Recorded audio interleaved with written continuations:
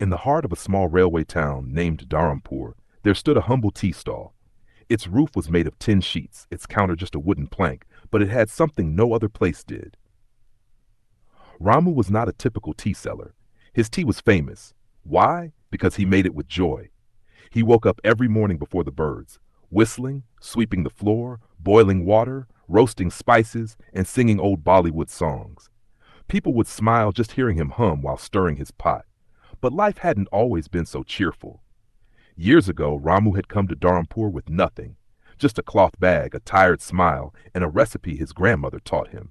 Add ginger for strength, tulsi for health, and love for flavor. He sold tea from a basket for the first year, walking from office to office. No stall, no rest, just his steel kettle and a wide grin. People liked him. Not just his tea, but him. He listened, he remembered names, he cracked harmless jokes, he encouraged tired workers with one sip and you'll feel like a boss. Eventually, a kind railway officer gave him permission to set up a small stall near the station.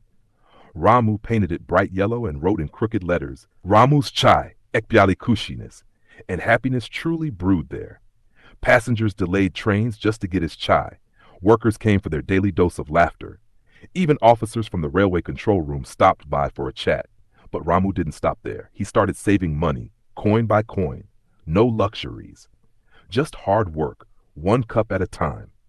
He bought a second kettle, hired a young boy named Chotu who had dropped out of school. Ramu said, you'll work with me, but also study.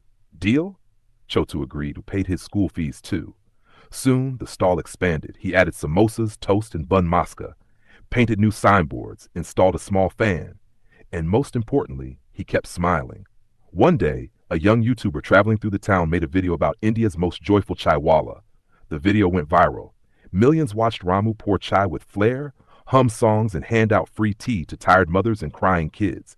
In a week, reporters showed up. Magazines wanted interviews.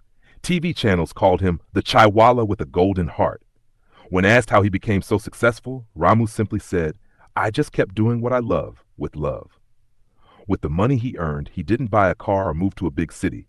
He opened a bigger tea cafe in the town itself, called Ramu's Tea House of Dreams. The cafe had walls filled with messages. Believe in small beginnings. Work with joy, not pressure.